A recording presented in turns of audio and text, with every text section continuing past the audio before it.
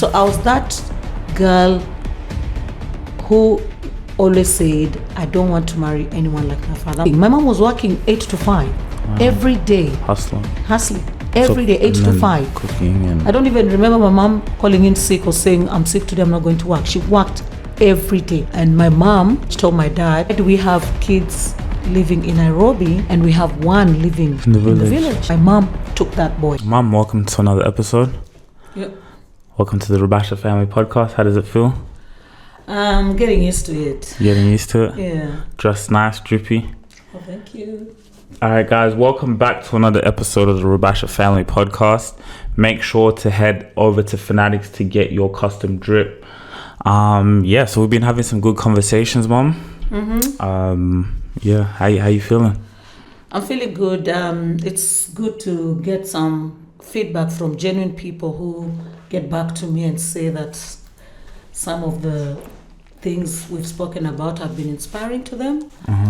And some others who have given me feedback. In Australia, I'm talking about friends in Australia. What have they been saying? They've been saying, oh, we love the podcasts, we love the honesty, you talk about bring up your children, it's quite inspiring. So I just hope that I can continue to inspire more people out there, more women out there. Yeah, it's good because like even just hearing your story, hearing back from a lot of things, it's like things that we didn't know, you know? So it's like interesting. So this episode, as I said, you touch on a lot of people's lives, and I think I wanted to talk about relationships. Yeah.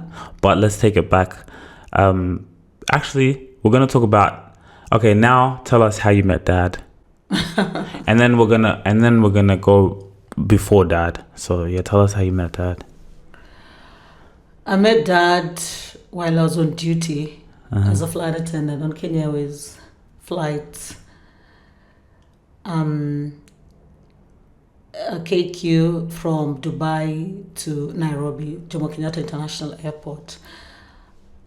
He was traveling from Dubai with one of his very good friends, a young man who was the late president's son, Habyarimana.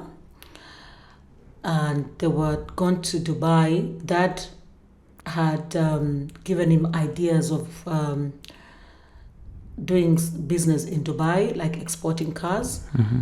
So he had gone with Dad, and they were coming back, and they boarded the flight, and I told my friends, those are foreigners. You know, you could tell the difference of foreigners, Kenyans, the locals, and everyone else. And I was on the other side of the aisle, because you know there are two aisles on the aircraft. Those days we used to have the Airbus A310. So it has two aisles on the aircraft. So I was on the other side. And my friend told me, who was working on the other side, told me that those guys want to talk to you. Really? Yeah. So I came on the other side and I talked to them. Swahili, aloys, because the other guy was French speaking and Rwandese speaking. But the other guy is the one I was looking at more. Oh, the other guy? Yeah. Oh, wow. The then president's son. But Alois was like, asking me questions, asking me my address in Nairobi. But how is his game? What type of questions was he asking you? Old school. It's not like now, like, can we catch up for coffee? That was old school. Or where do you live? Yeah. Straight, where do you live? I couldn't imagine asking, like, if I was to me to go, like, where do you live? I think she'll look at me creepy, like, why, nigga? Now. Yeah. Where do you live? And I told him where I lived and gave him the address. But I was thinking, I'm just saying it for this other dude. Wow. So you gave him your address? Yeah, because those are we were safe those days. It's not like now. Now I can't give anyone my address. Imagine. Those days was safe. Like if I give you my address, I know you're not coming to do anything stupid or to harm me. I'm not taking like a risk. I'm just safe. That time to safe. Those days, it's not like now. I'm talking about how many years ago? I was maybe 28, 27 there. Yeah. It was safe. So now you can't just say, oh, okay, come to this address. Yeah, so I gave him the address.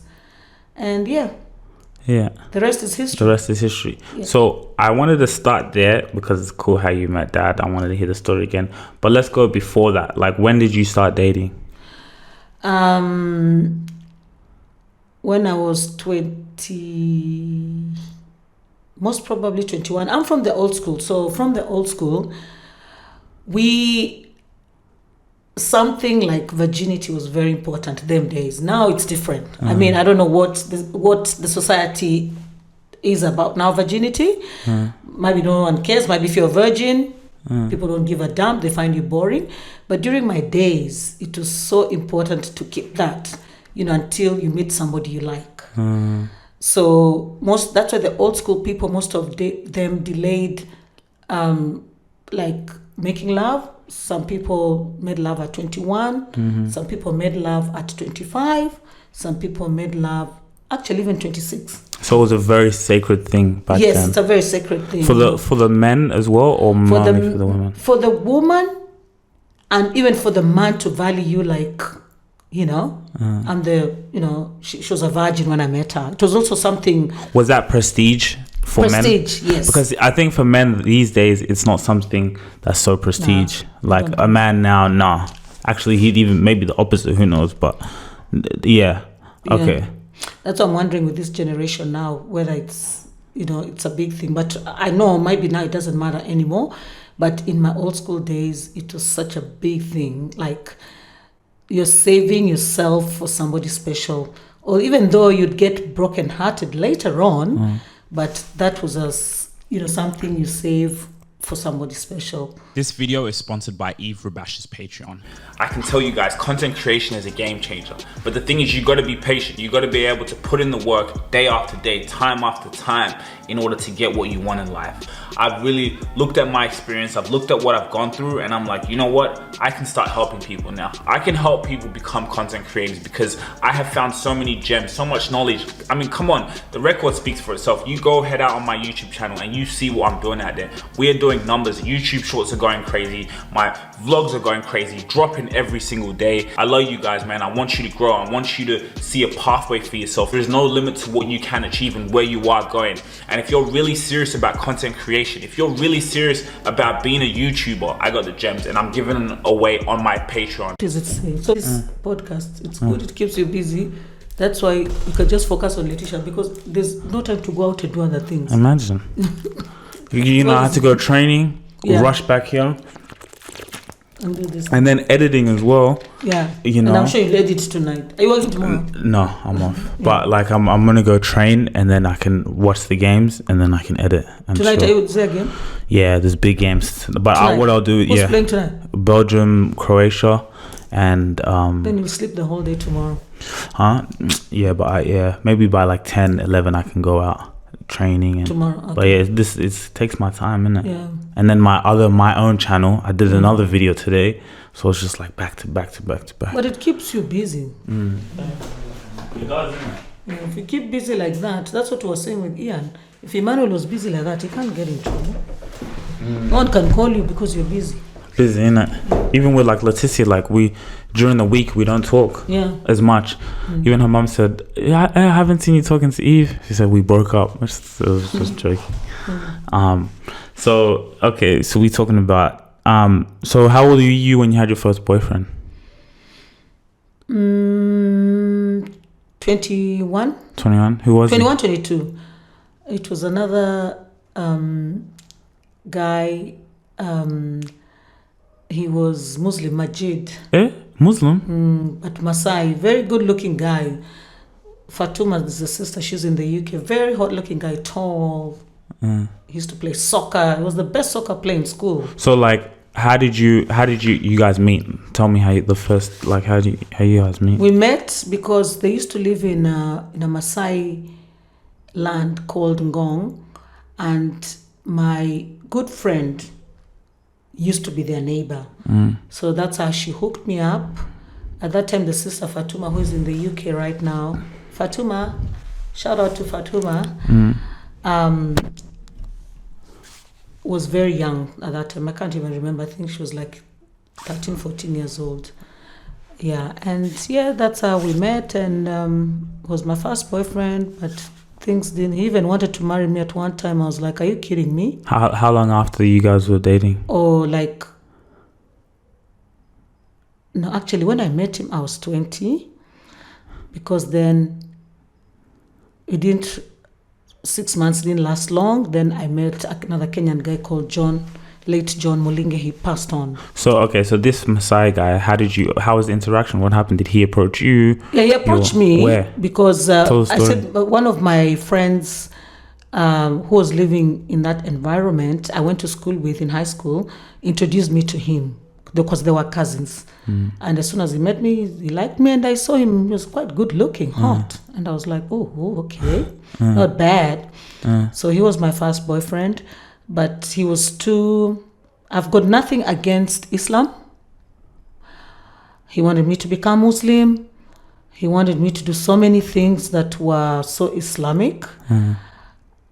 Not gradually, but very fast, and that wasn't going to work for me. So he was like, because in Islamic culture, if he loves you, he wanted to get married to you straight away, or he wanted to... Yes, and he wanted me to change my name to Muslim. Yeah. So everything was quickly. During Ramadan, he wanted me to fast. So for me, that was, first of all, that is culture shock. Second of all, is like, you need to take me slowly. I'm not used to these things. Like, even teach me, so it was too fast. But, I already had liked him, and so I just stopped the relationship. So do you think if you would have fell more in love with him, you could have maybe considered becoming Islamic?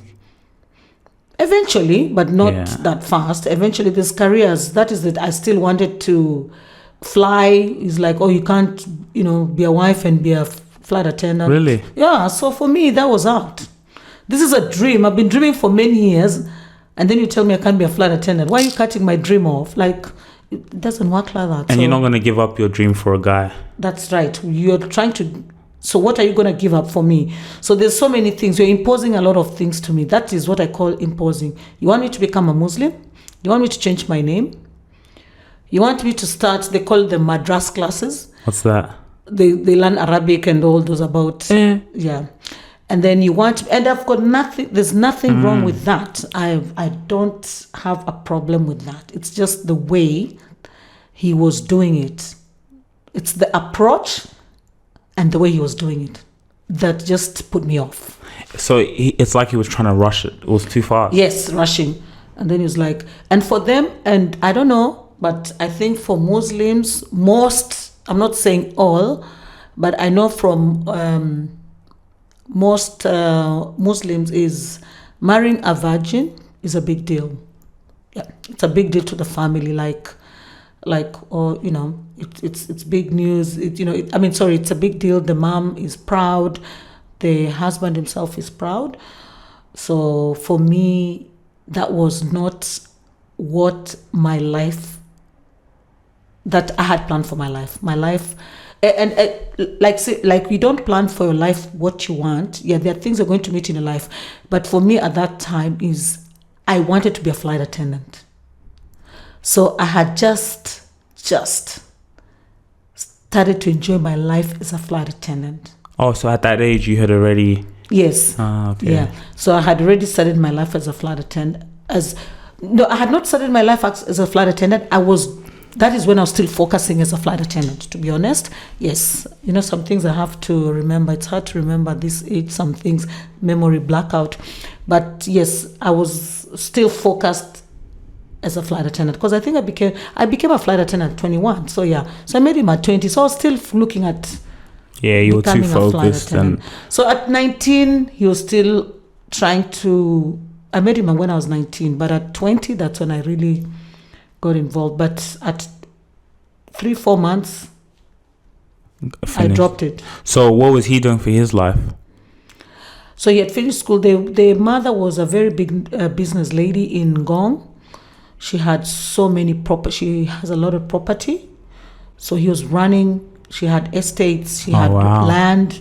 They were very rich. Yeah, oh, wow. Yeah, they were very rich. It was land. So is that why he also was like if you're my wife, I don't want you working out there. I can provide for you. Yeah. You ain't got to do nothing. that was part of it. But for me, I don't care who I marry. If I'm marrying, if I marry even if I was marrying a billionaire, I'd at least want to do charity. I go out of the house and go and do some work. Something. I just don't want to sit at home. I'm not that kind of person.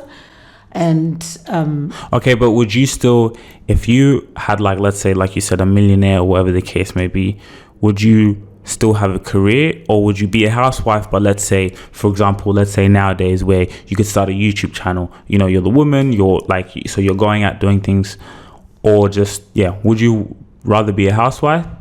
So if I had a career that I have got so much passion for it and I love it, because sometimes it's not about the pay, it's about how much you love what you're doing. So if I had a career that I love so much and I've got so much passion, I'll continue. However, if I have a career and I just did it because it's a career and I have this millionaire, I would do something else. I would either do charity or do podcasts, be a housewife, do podcasts, or be a housewife and just do charity. Get out, go do out there, do something for great cause, help people out there, just to get me out of my comfort zone and do things for people. Yeah. Nah, because I put up a video and the lady was saying, like, for women, like, especially when you're dating a rich man, she said, get busy. Yeah. She said, women, get busy, because because you're not doing anything else. Let's say he is providing you, he is doing everything for you. So your whole life is him. Yeah. Him. So when he comes home, he also wants to have that, like, because maybe his thing is stressing him out, his job, his what, you know, whatever the case may be. So when you're all on him and he's got, it's and that's where you see relationships kind of divide. But because they don't have a passion, they don't have something that that's fulfilling them. You know what I mean? And it's also about your own sanity. You see, as a woman, you know, you have to look after your sanity. You have to look after your mental health. Just being home, and like what you're saying, he comes home because you're home all the time, so you just want to sit and talk about things that are irrelevant to him, because like what you're saying, he's got his own stress, he's the income of the home, so you need to be busy. Just get busy and be productive. So when when he comes home, you're productive in the sense that you will talk things that when he relates, that you both can relate, because you're also out there being productive, he's out there being productive, so it relates. But when you're just home looking pretty, doing nothing much, just him, then that is when it starts becoming that's where problems start becoming, because he's coming home with stress and you're just busy talking about sitting in the house, I did this, or you should be helping me do this. Yeah, it just creates conflict in the house. Yeah. Well, what's a divine woman to you? A divine woman is like my mother. That's the example I can give. A woman. Talk heavy. Yeah, a woman who was there for her children. A woman who was there for her husband. A woman who managed work, had a balance in her life, looked after 6 children, fed them, ensured that she provided everything for those children, whether it was the basics or more. A woman who was out there protecting her husband, cheering her husband when he was playing soccer, looking after him, made sure he ate. A woman who was working Monday to Friday, office job, and she had a side hustle as a business. A woman who invested in property, bought house, bought land. Can you imagine this woman if she had a husband who was 110 supportive, where this woman would be today? So for me... So, wait, hold on. When you say 100% supportive, what do you mean by that? So when I say 100% supportive is... So not a man, because some men can be very selfish. So this is a woman who is supporting you, so cheering you, you're playing football, making sure that there's food, you come from training. There was always food. There's food at home, making sure that that when you come home with like he was a coach, all the football players have food to eat. When there's parties, whether it's football parties, whether it's parties concerning him and his friends, there's food provided, there's drinks provided.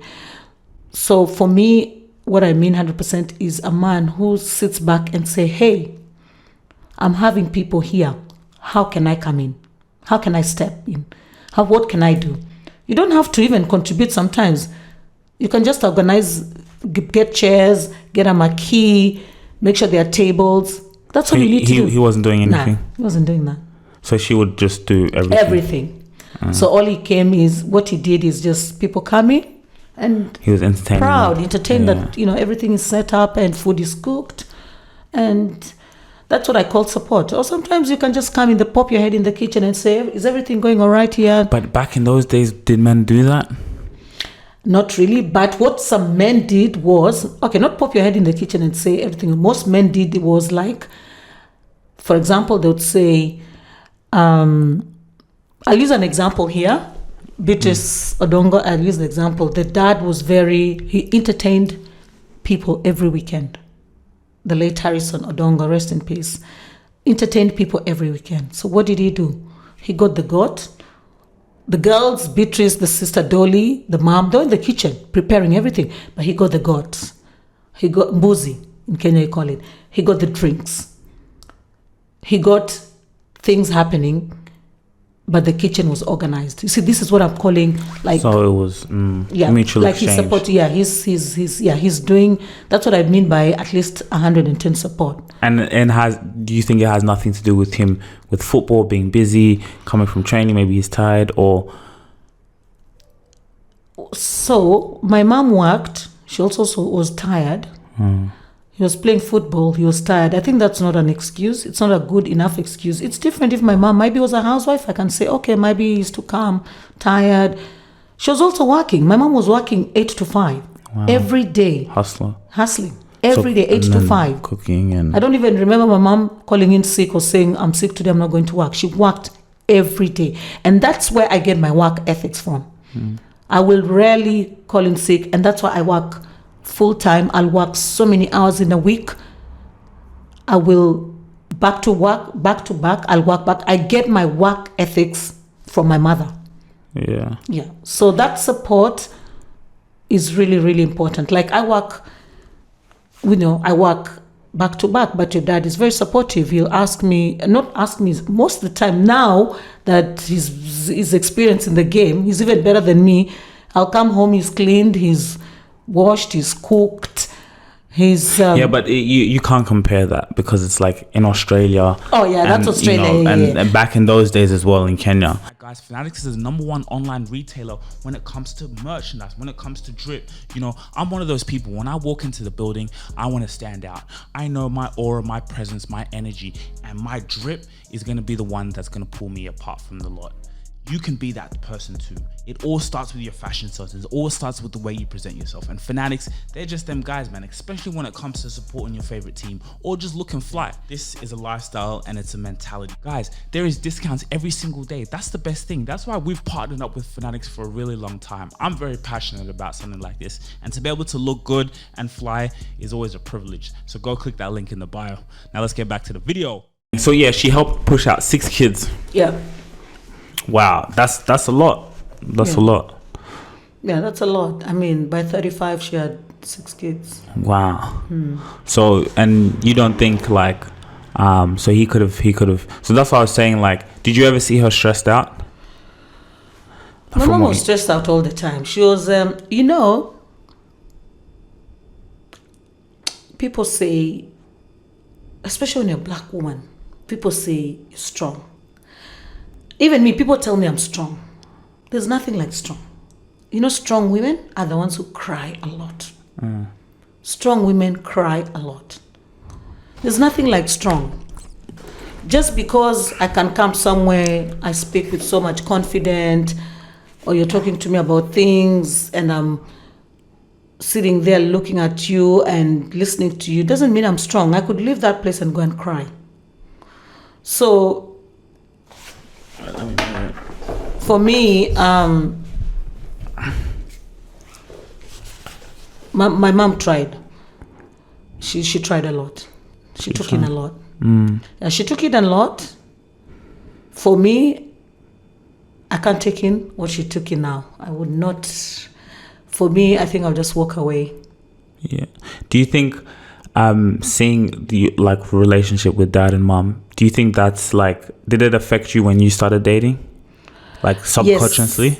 Yes. For me, so most girls, when they grow up, they always say, I want to marry somebody like my father, because they've had a father who was a role model. They have had a father who was responsible. They've had a father who has done things in the house for everyone. They've had a father who's been supportive to the mom. I was that girl when I was growing up. I said, I don't want to marry anyone like my father.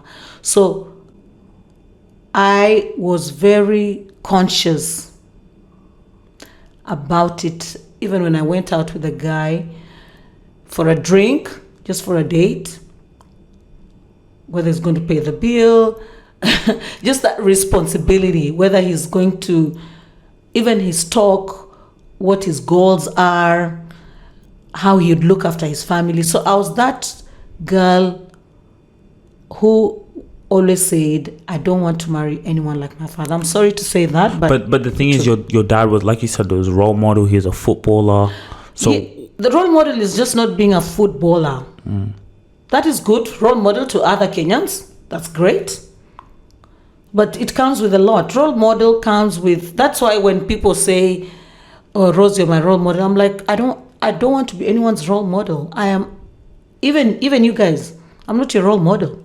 Like, you guys have to, well, I could be a role model in some certain things, but I don't want you to be just thinking, oh, my mom is my role model, because when I do some things and then you think you're looking up to my mom. And especially my friends outside, I don't want anyone ever to say I'm their role model. Because, why do I say this? My dad was a role model, but to Kenyans, as a footballer. But behind the scenes, he was not a role model. So what things did you not like? Like you said, for example, when you were dating, you didn't want to date someone like your father. What were those qualities or things? The things he just didn't do as a father. And when I say this, I very respectfully say that may he rest in peace. And it's got nothing to do with, like, I don't respect him. I still respect my father. I still love him. But also, maybe he could not have been aware that he was doing those things. And I wish those days were like now, where you sit down a father and say, hey, Dad, lift up your game. There's things you're doing that we're not happy about, or I'm not happy about. So for me, they're just things I saw where I only saw my mom buy food. I never ever saw in the estate where we lived, I went to my friends' houses, I only saw their dad, buying food,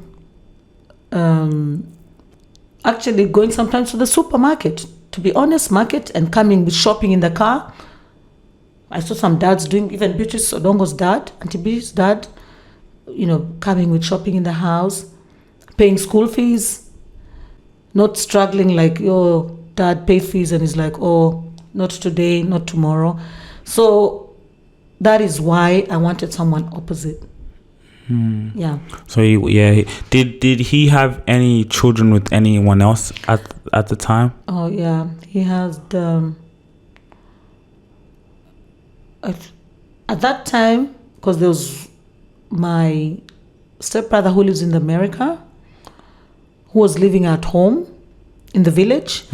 So when his mom had him, he was in the village, and then she brought him to my grandfather, my dad's dad, and my mom, who often used to go to the village, told my dad, why do we have kids living in Nairobi, 6 kids living in Nairobi, and we have one living In the in the village. village? It's not fair. So my mom took that boy. Really? Yes.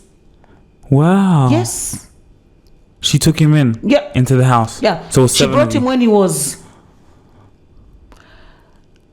I think we're the same age, me and him. I think maybe I'm older months or he's older. I can't remember. I think he's older months.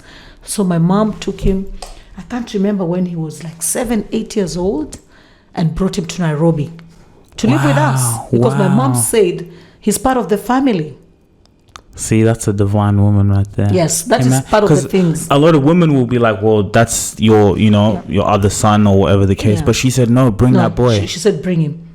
And we used to call him, we call him Chuma, but we used to call him Chuma Waingo. So Chuma Waingo means, Chuma is the grandfather's name. So it's a very generational name. But Chuma Waingo means, Chuma of the village. What does that mean? Like he's from the village. Because he had just come from the village. So we used to call him. Yeah, so he came and lived with us. Yeah. My mom brought him. For how many years?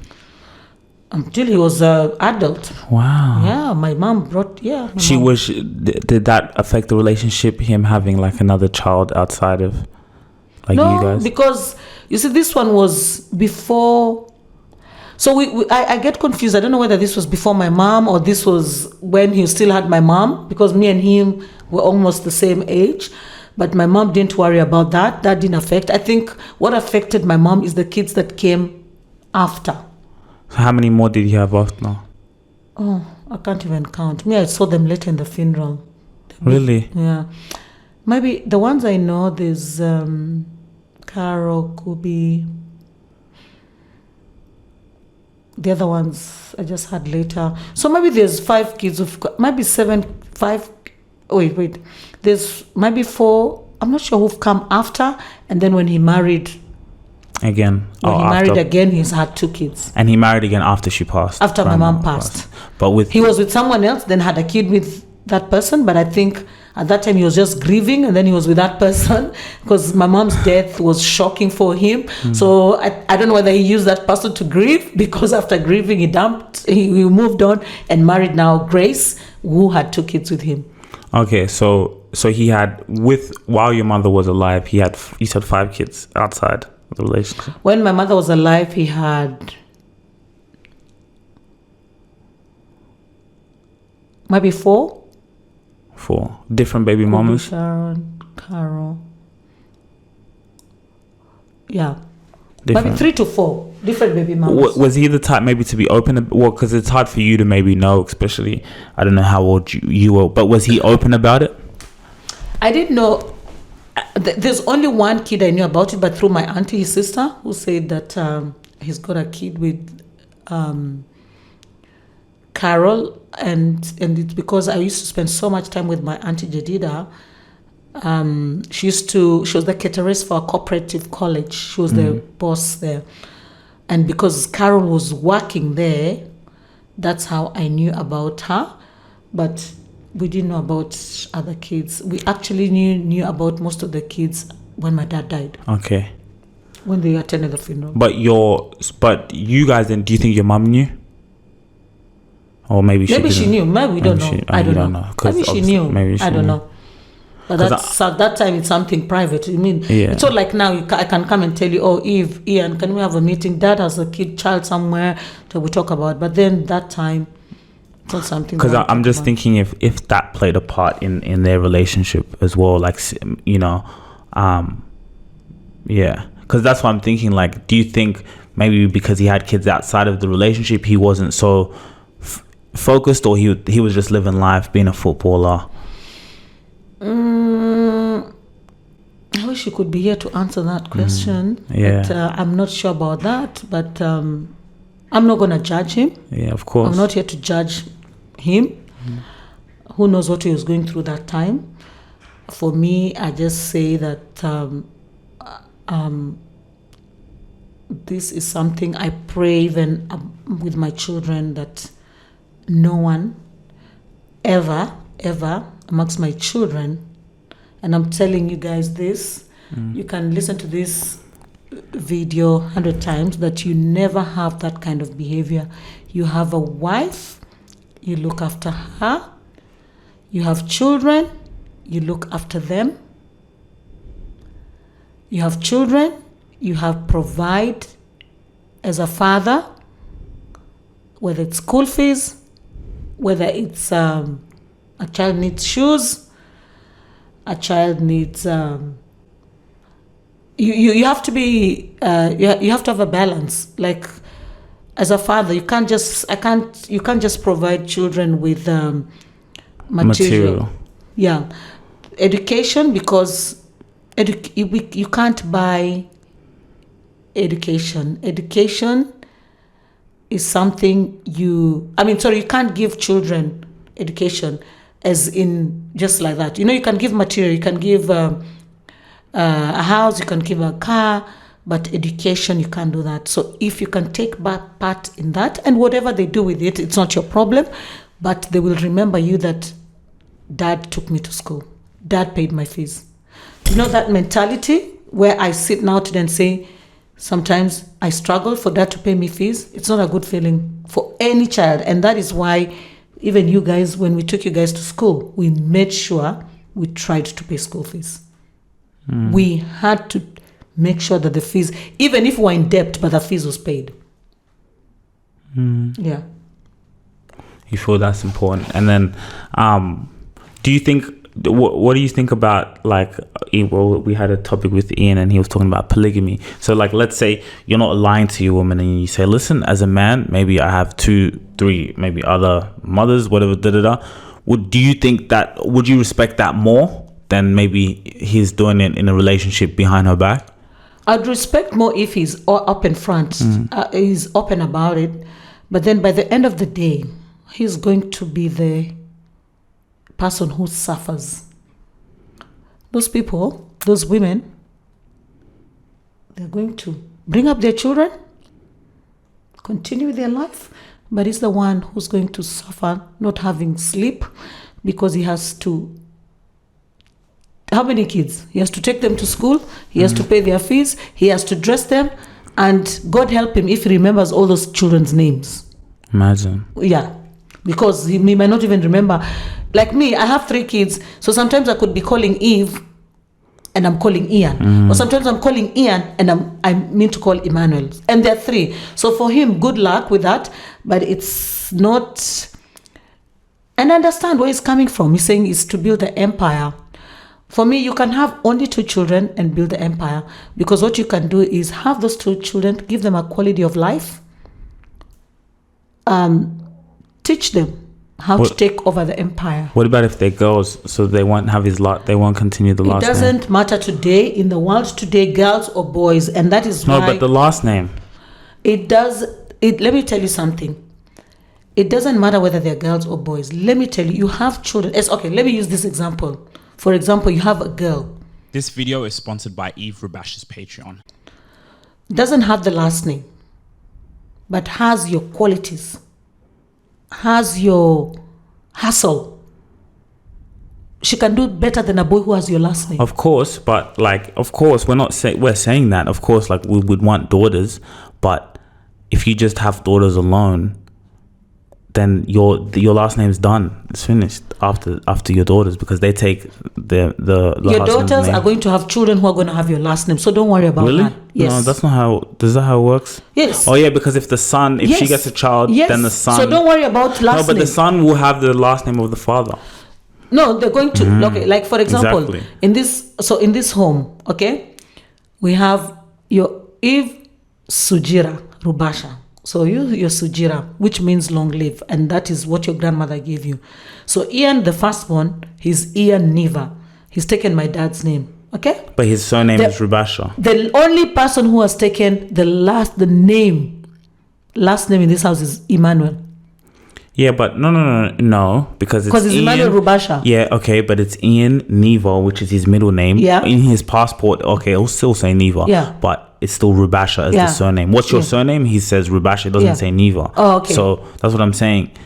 Yeah, if you have two daughters. So with the daughters, like me, I'm Rouz Niva Rubasha. Okay, Rubasha. that is what you're saying. So Exactly. you're saying, so if you have if I have, let's say, two daughters, Yeah. my last name doesn't continue. so the last name Sujira. No. Rubasha. What's my last name? So, No. your middle name is Sujira. That's Yeah, going but to be no one remembers me by my middle name.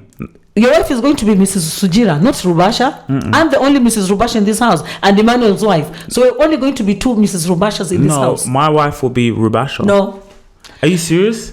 so listen, your Eve Sujira Rubasha. Okay. Okay. Your wife is going to be Mrs. Sujira. How? Ian is Ian Niva Rubasha. You know, using your dad's name. That's his dad's name. So Ian's wife is going to be Mrs. Niva. And I think Ian is the only one with the other nephews who their wives are Mrs. Niva. All these people calling themselves Mrs. Niva, my brother's wives, that is not their names.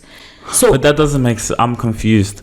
okay. As if, so, because Sujira is my middle name. On my passport, it says middle name. So my surname is Rubasha. Okay, so so that is Australian way. So what I mean is, so your name, so Eve Sujira Rubasha, okay? So you're Eve Sujira. That's my middle name. Yeah, so that you'll never understand it. But technically you're Eve Sujira. Okay? Okay. That your dad's last name is Rubasha. So that is why you're using that, because that is your dad's name. But technically you're Eve Sujira. So your wife should be Mrs. Sujira. You see, okay, I'll give you an example. Like my brothers, Their wives. What so are their last John, names? it's John Muchuma Niva. So his wife should be Mrs. Muchuma, not Niva. So, like, for his wife is not Niva? I don't know if they call themselves, but that technically, that is how it should be. So it should be John Muchuma. His names are John Muchuma Niva. That's his dad's name. His wife should be Mrs. Muchuma, because that's his wife. Joseph is called Joseph Ndunda Niva. His wife should be Mrs. Ndunde, not Niva. Really? Yes. Please drop your comments below. Anyone who's listening to this, and let me know if I'm speaking facts. So, those second names, so you say John Muchuma. Yeah. Muchuma was the name of your granddad. Yeah. So that is John. That is now of, yeah, he was named after my grandfather. So, my great granddad, his name's Muchuma. Yes. Yeah. Yes. Okay, so your dad gave his dad's the last name as Yeah. a middle name, Yes. and then his surname is Niva. So Niva. So that is just because when you're growing up, so for your first last name, it's John Niva, Joseph Niva, Rouz Niva, because those are your last names. Because you have to use your surnames, right? Exactly. You have to use your surname. However, when you get a wife, she can't be Mrs. Niva. Is your dad's name. Niva is John Niva's dad's name. Rubasha is Aloys's name. It's not your name. Your name is Sujira. So your wife should be Mrs. Sujira, not Mrs. Rubasha. But- the only Mrs. Rubasha is me here, and Emmanuel, because he only has two names, Emmanuel Rubasha, his wife would be Mrs. Rubasha. That's where the name keeps going. Really? Yes. So, Drop your comments below and let's hear. but okay, is that in Kenya? How it works in Kenya, or how does it work in Australia? In Australia, I don't know. I'm telling you about Kenya and where I come from, my culture. Does that mean we have to follow that code? Yeah. It's up to you, guys. So But- okay, so you're telling me my wife would be named Sujira. Yeah, so Mrs. like, Sujira. so then what? My kids. Letitia Sujira. So my kids, their surname will be Sujira, Yes. and then when they have kids, Yeah. or they have a wife, their Yeah. wife will be. What about no? I'll just name them Sujira, so they keep my last name. Yeah. And it's a beautiful name. That is a very, I remember someone telling the aircraft, if Sujira was like, that's a beautiful name. It sounds famous. Really? Yeah. So Somebody told me that. my grandma gave me that name. What did you Yes. say? Really? Long live. When did she give it? When I had, okay, so the story was when I had Ian, I was expecting a girl. Because when I had Ian, I was expecting a girl. I got Ian. Then when I had you, I was expecting a girl. Then I got you. Then I said this time, you guys name Eve. So your dad named you Eve, French. That was his friend. I think he was killed in the genocide, Eve. And then your grandmother said, that respect I had, I would have named you anything. I called her in Rwanda and said, what can we call? And then she said, call him Sujira. Long live. Sujira. So you called it. Yeah. So that's the culture where I come from. What's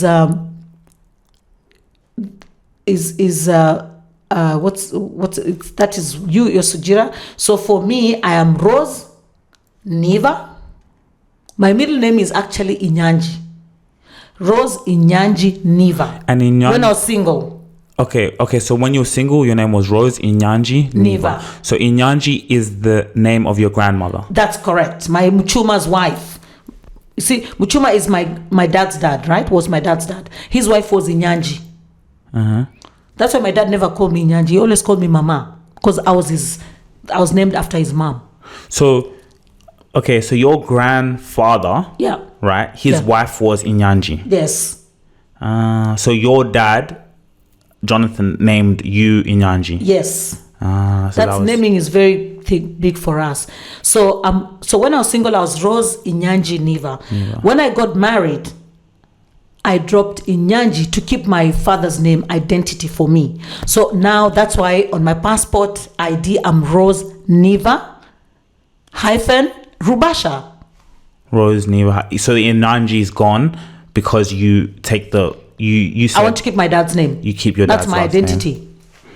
So now Ian's kids will keep the Niva name. Yes, so it's Ian's kids who will actually keep the Niva name because it's called Ian Niva Rubasha. So as long as he doesn't give them a middle name like they do in Kenya, it'll always be Niva. So it will Niva. So he can keep. Yes, he will keep the Niva name. Wow. Yeah. That's crazy. Because he was named after my dad. Did you ever meet your grandparents? Yes. Both sides? Yes. Okay, let's talk. So I never met my Coco grandma. Coco means grandma. I never met my Coco Inyanji. She was struck by lightning, so she died. Oh, so you never met Coco Inyanji. Yeah, how old was she? I can't remember, but that is when she had just given birth. My uncle Wines was 4 months old, and then she was struck by lightning, and that is. Was it by, yes, Uncle Wines? Because before my dad, Niva means if God wishes. Niva. If God wishes. Yeah, if God wishes. So my grandmother was falling pregnant, and every time she Inyanji, the pregnancies would, she would have, what do they call it? When you lose pregnancies. So she would lose the pregnancies. So when my dad... Miscarriage, thank you. Miscarriage. So when she fell pregnant with my dad, she said, if God wishes, let me keep this child. And for sure, God listened to her wish. And that's why my dad is called Niva. So in Luya, we say, Niba nyasaye na yanza. What does that mean? If God wishes. Because of her miscarriages, she said, if God wishes. And so Niva means Niva means if God wishes. So you never got to meet her. What about Muchuma? So I met my grandfather, but he married Coco Zipporah because he was a young man when my grandmother died, struck by lightning. She was just outside her home and she was struck by lightning. How old was she? I cannot recall. I was never told. I've never asked that. And then my grandfather married Coco Zipporah, who came from another culture, Luo, like Letitia. My grandfather, so history is repeating itself. Our granddad was Luo. Luya. No, our granddad was Luya, but she married a Luo. Luo. Yeah. Wait, who was the Luo? The wife. The second wife. The second wife of Muchuma. Yeah. Oh, Luo. she was a Luo. Yeah, Luo. Okay, so you met him? Yeah. How he used to come home for holidays. He was my grandfather was so they came from a big family. So that is Mchuma, that is Auntie Rosalind's grandfather's brother. That's how we are cousins. So he was a pastor. They were all into church. They never drank alcohol. Oh, so he was very... Yeah, all of them. Actually, it's our generation that's drinking. Our dad's generation, their fathers, they never drank alcohol. Not even a sip. So us, the guys who started the drinking. Yeah. Wow, okay. Yeah, and maybe your generation, you won't drink as much as us. Machuma. Wow, Yeah, so Machuma. I might name my daughter Inyanji then. Yeah. I think... It's a good idea. Yeah, well done. I think I'm going to name my daughter Inyanji. Yeah. So Inyanji was and those days we were only What does it mean?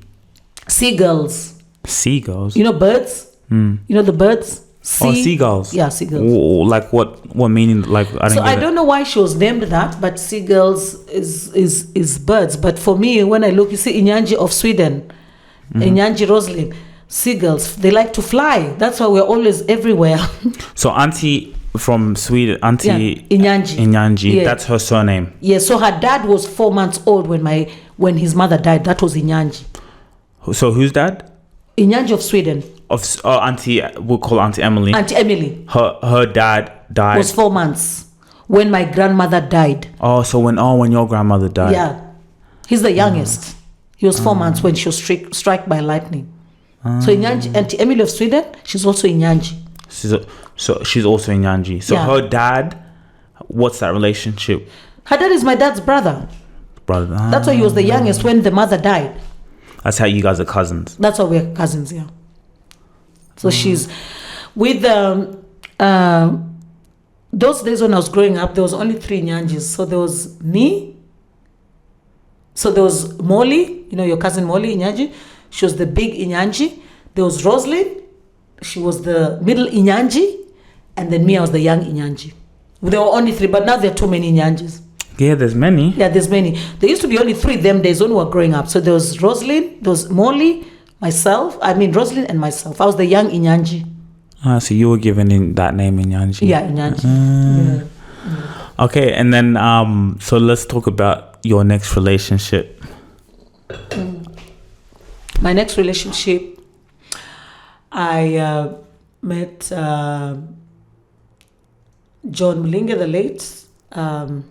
His father was the general. He was how do they call it? Armed general of the armed forces. He was the general. So his dad was someone prominent. Yeah, very big. So do you think back in those days, was status a very big thing for you when you were So when I met him, it's just because I met him. But at that time, status was big. But when I met him, we just connected. And I actually met the sister. And she's the one who said, I can introduce you. Because I met the sister at Mount Kenya Safari Club.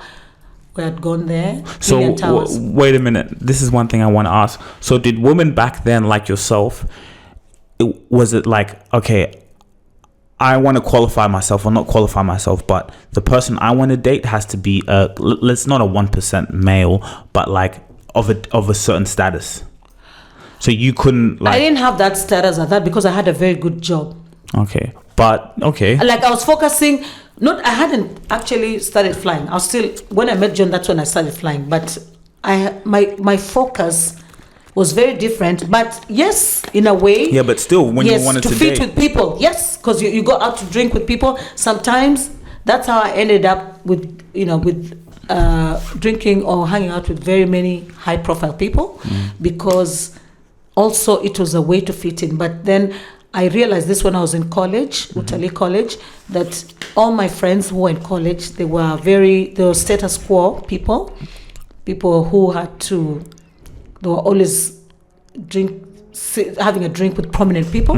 So I got myself in that, you get somewhere, you go to Rome, you do what This video is sponsored by My Muscle Chef. Now guys, My Muscle Chef is Australia's #1 leading company when it comes to healthy meals, when it comes to really living a balanced life on and off the field. Now, in a high performance mindset, whether you're an athlete or you're just a regular person, it's so important to be able to fuel your body with the right things, and you are what you eat. Head over to My Muscle Chef. You can click the link in the bio. Now the link in the bio is going to give you you guys a discount. You guys will have healthy meal preps. I usually get a week or a month's worth of meals straight after training, come home, have the protein shake and eat the lovely meals. They taste really good, guys, and there's a variety of meals. Chicken Cajun, chicken Chipotle, guys, and the most important thing is it's healthy. So it's helping you on the field. It's helping you whatever you need to do in life. You need to fuel your body with the right things. That's why I've partnered up with My Muscle Chef. That's why the Rubasha Family Podcast has been sponsored. Go check it out. Back to the video. 2 questions. What do you think, like, why do you think there's such a high divorce rate? Like, what's wrong with relationships today? Yeah. And also talk from the woman's point of view too, like the women of this generation. Where do you see the errors? Like, hey, give me your thoughts. It's a loaded question. I'm not an expert, but there's a lot of expectations today. There's, when people meet, either they're not showing their true colors, or there's a lot of expectations, or people sometimes can fake it, or people are just not real. They're not just themselves. Like, you meet someone today, you're not honest about yourself, because most men... You want to show, like... Yeah, most men have got pride. You don't want to be honest. You can meet a woman today and say, hey, I really like you. At the moment, I don't have a job. Or I have a job. It doesn't pay this much. But we can see what we can do. We can put together on the table. What do you have to bring on the table? Well, I have this to bring on the table. And people can work out from there. But there's so much today material involved. Or looks. Sometimes it's just looks. You meet a woman or you meet a guy, and it's just the looks. Yeah. Anything else you don't see. Then when you get into the marriage, you're like, far out. He's just got the looks, but he's a useless man. Yeah. Or you see, you know, he's got a nice Maybe he's car. got money. Yeah, he's got money, but he treats you so badly. Yeah. So old school was quite different. So we didn't have, of course, we had a little bit of class. But it's not like today. We had a bit of class. Say, oh, he's wearing a nice watch. So that is a guy who's got good taste. Oh, he's wearing a nice shoe. That's a guy who's got good taste. And, you know, little things just give you a gift, a nice perfume. And you say, okay, this is a nice guy. But now, it's just, it's a different world. Like, it's how much can you give me? What can you do? And what, like, the expectations are very high. But... Because it kind of sounds like, for me, well, from what I've seen, is like a lot of the women today, they're takers. It's like, what can you give me? But what can you provide as a woman? I think. Yes, and that is what I said. The expectation. Like, what do you bring to the table? Like, yes. what knowledge? What type of things? Are you coming making food? Are you being the provider, like grandma doing? You know what I mean? But that is what I'm saying, because what has happened now, it's women, guys also going pretty face. Oh, she's a pretty face. She's got a nice body. She's got a good bum. That's it. You know, that's it. Then you get into the relationship deep. Now it goes deep, because now it's just not that night anymore. Then you sit back and say, oh, she's got a pretty face. She can't bring anything to the table. I want to start a business. There's nothing she contributes here. I want to do this. She just looks pretty. She's the trophy wife. Yeah. Some men just want a trophy wife. A trophy wife. Yeah. But then, because I don't think men today like test their woman. Like, you can test someone. Like, let's say, as I said, you find someone attractive, but there's certain things that maybe you could say to see what reaction she gives you. You know what I mean? Like, this is one, for example, I'll say, and I can even say this, maybe it's advice, I don't know, but maybe I can come to my girl, right? And maybe I can say something about my brother. I say, man, he's so this, Yeah. just to see, it's a test. Yes. Maybe I'm just to see, what does she say back? Yeah. Does she say, support you? no, you should get along with your, you know what I mean? Or does she say, yeah, you're right, he does seem kind of, that's a test. Yes. You know what I mean? Things like that. Like, I remember my girlfriend, she can say, my sister was this and this, and I'd always say, because I know what it is, no, but you guys will work it out, or it's fine. Even though maybe she's saying negative things, but it's like, you guys will be fine. You know what I mean? It's just a moment, I hope it gets better. But it's never, you know what I mean? So that is also another thing I was going to say, that families. So, you know, you guys, I've always said it, and I always pray about it, that guys, when you bring girls here to us, bring girls that can build this family, not girls who can break us up. Because what happens, like exactly what you've said, you say, you go to a girl, or you have Letitia, you say, okay, oh, Ian did this, I'm fighting with Ian. So instead of Letitia being the normal, sensible girl from a good upbringing where there was peace in the home. So it depends also where the girl has come from. A good girl will be like a sensible girl. God-fearing girl will be like, you know what? First of all, she'll say, Eve, can we pray about it? Second of all, she'll say, Eve, you need to chill. Let's see how we can sort this problem out. Okay? I don't want you to fight with your brother, because by the end of the day, that is your brother. Me, I'm an outsider. I'm here to be with you and support you as brothers and sisters. So that is another big thing. But as long as you brothers get along, you're on the same page, I'm telling you, no woman We'll get it, yeah. will get in between. Yeah. As long as you're strong together. The problem is when you are divided, when you're fighting, when you can't tell Ian. So Ian does something wrong, you can't tell him. When Ian when you do something wrong, or Emmanuel, you can't talk to each other. Be together as brothers. Like how I see these Lebanese, the Italians, be together as brothers and be like, you know what, this is happening. This is and it's like, I get what you mean, but that's what I'm saying. Like, there's certain tests you can put out to a woman. Yes. You know what I mean? And I think women should do the same thing to see, like, what is this person really like? You know, how are you around, again, family, or how are you in certain situations? How do you advise me to spend money? Do you just want me to, some women, maybe a guy, he could be wanting to keep up appearance, and let's say he maybe doesn't have that income, or he can maybe say, let me put it or invest it in somewhere else, but because maybe he wants to keep impressed, and she goes, no, buy me this, even though maybe she might even know his situation. You know what I mean? Like, and instead of a woman saying, no, actually, no, don't, let's do this together.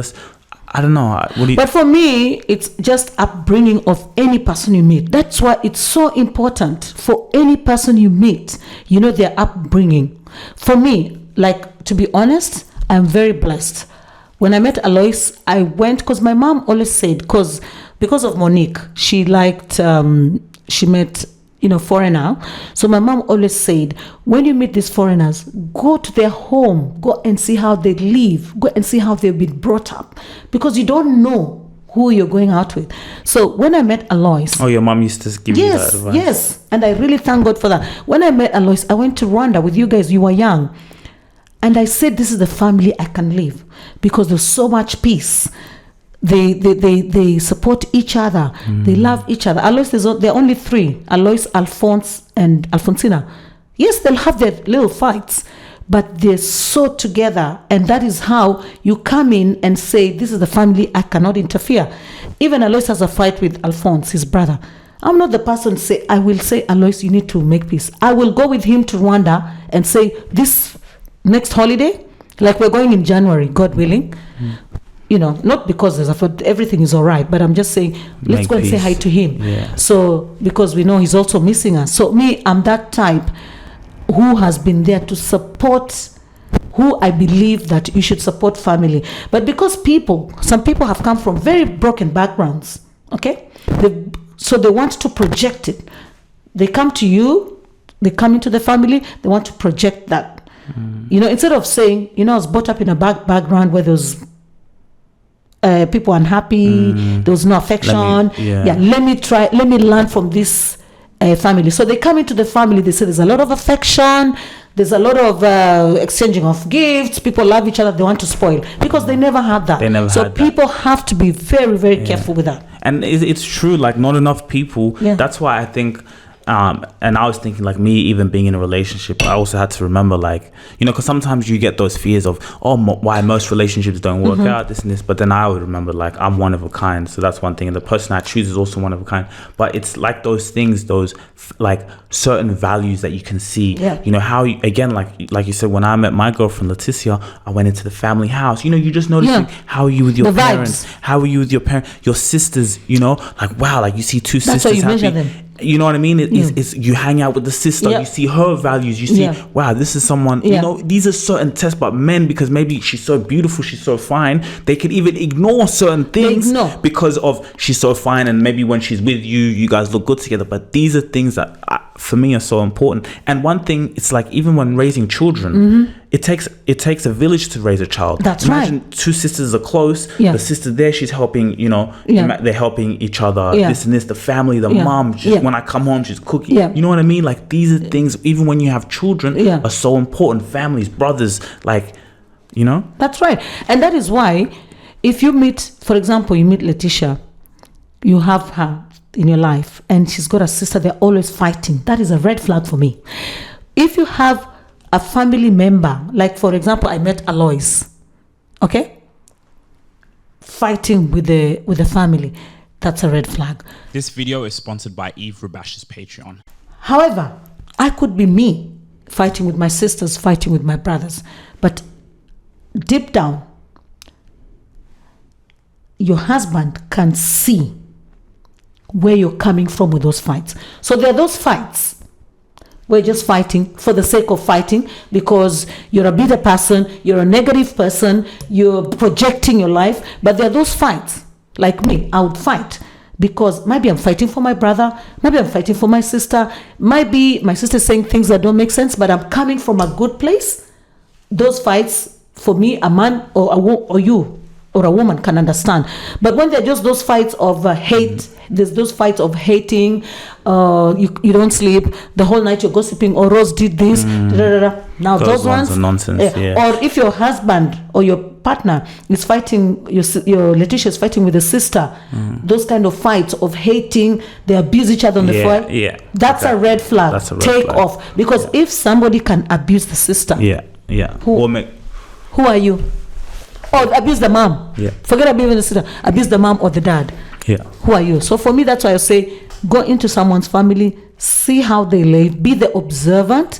Do not judge anyone. Do not be the judge there when they come to you. Just listen to them, and then if you're smart, you'll pick it up.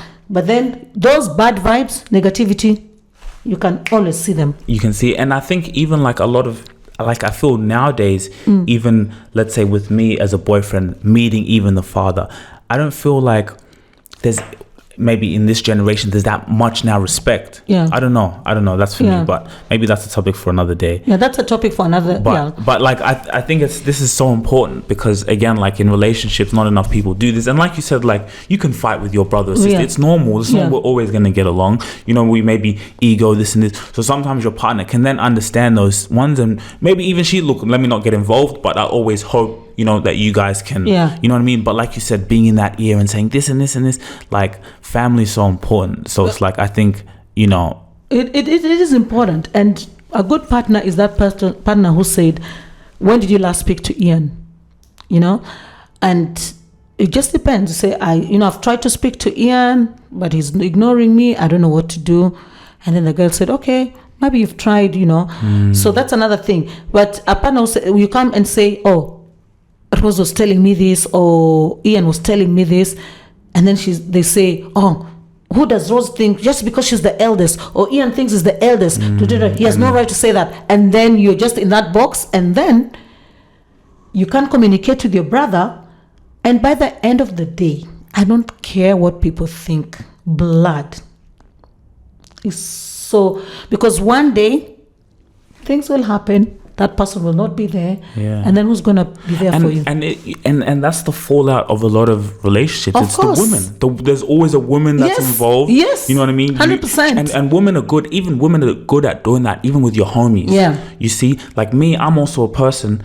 Another thing that's important for me when I get into a relationship, I'm also watching your friends.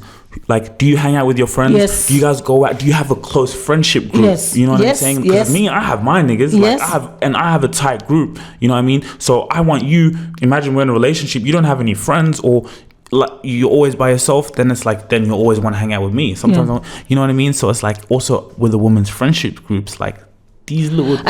And that's where you pick up. Like, for me, I've got friends. Alois has got his friends. And for me, my friends are very important. not more important than my family or my husband.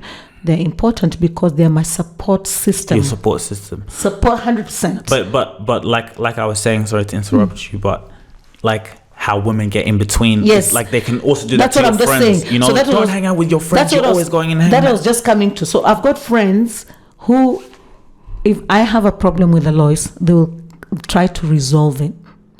So they're good people, Good friends. good friends who have love. They love peace. They will make sure they resolve it, and they'll be on my side.